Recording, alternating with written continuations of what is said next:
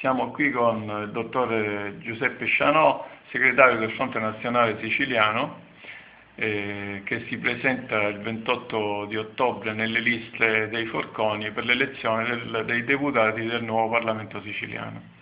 Dottore Scianò, il turismo in Sicilia come si evolve? Io penso che sia il Fronte Nazionale Siciliano, Sicilia Indipendente, che i nostri alleati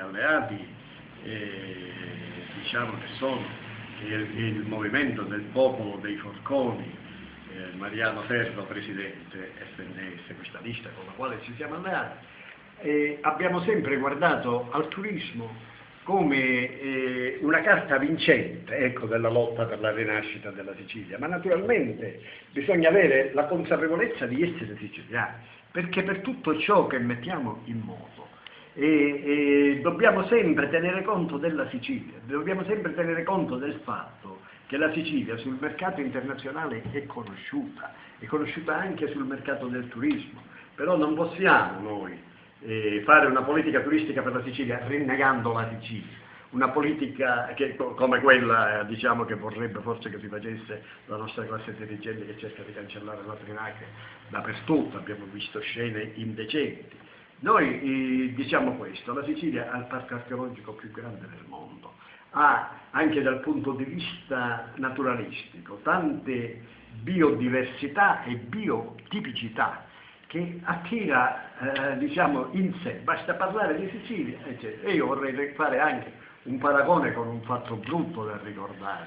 Quando ci fu nella seconda guerra mondiale la decisione di fare lo sbarco degli alleati in Europa, si pensò naturalmente di sbarcare in Italia, però perché fu scelta la Sicilia per lo sbarco? Fu scelta la Sicilia, cosa che i militari non volevano, perché i militari avevano già programmato uno sbarco a metà Italia, diciamo, in Sardegna o nella costa centro-meridionale dell'Italia occidentale, ma fu scelta la Sicilia perché alcuni politici strategici e colti dissero: guardate, se noi facciamo lo sbarco in Sicilia, la Sicilia è conosciuta in tutto il mondo, quindi anche il soldato tedesco che marcia vincitore in Cecenia o in Ucraina, anche il soldato tedesco che crede oramai di aver vinto la guerra, ovunque sia, capisce che comincia a perdere la guerra, cioè dal punto di vista psicologico, ed è quello che realmente avvenne.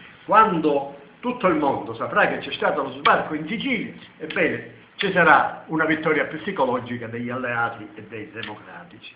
Oggi è quello che dobbiamo fare, cioè riproporre la Sicilia sul mercato internazionale e puntare a 100 milioni di turisti l'anno in Sicilia. È un obiettivo che si può raggiungere. Malta ha raggiunto questo obiettivo, perché Malta che ha un decimo, ma anche meno, io non voglio offendere nessuno, dell'offerta di territorio e dell'offerta turistica rispetto alla Sicilia, Malta ha lo stesso numero di turisti della Sicilia, cioè sui 12 milioni l'anno. Ma chi sbaglia?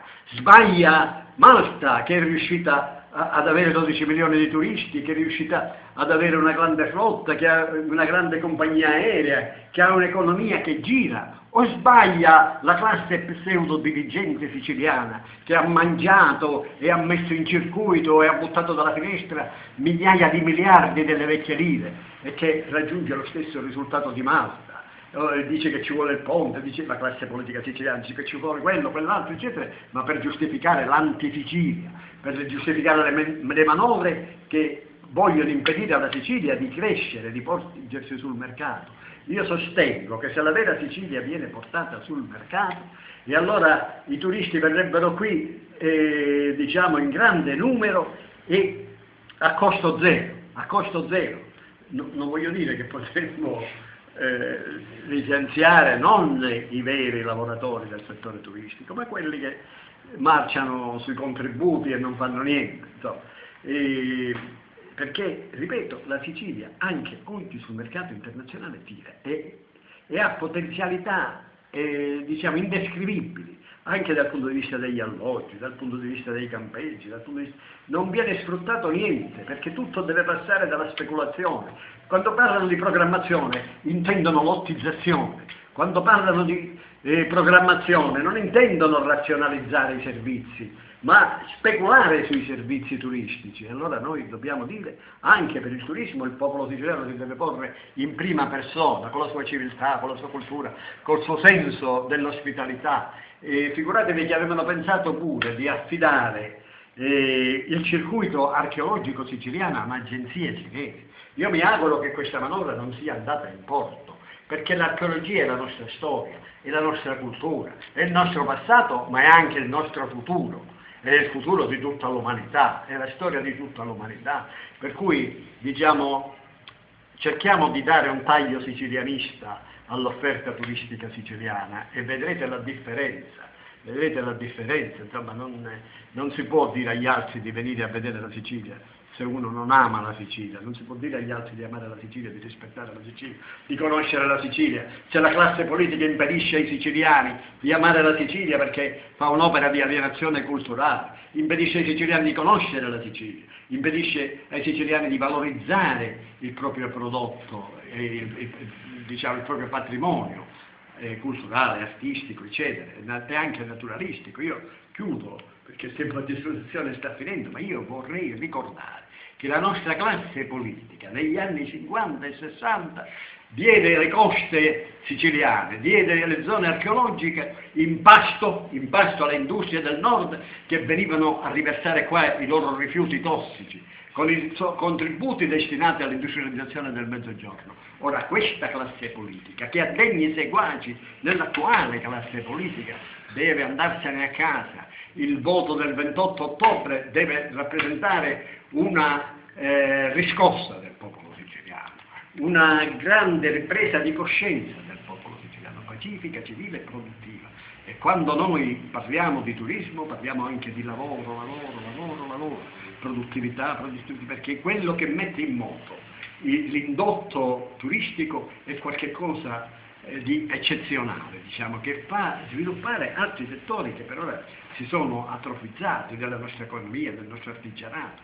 Figuratevi, e qua chiudo perché sennò l'amico Baeli mi butta fuori a me anziché buttare fuori la classe politica dominante, dico chiudo, diciamo ricordando che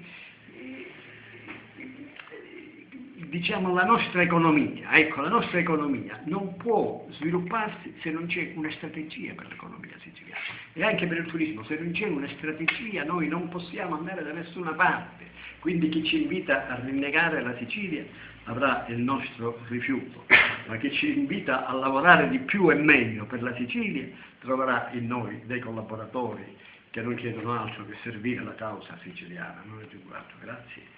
Grazie, dottor Scianò, grazie.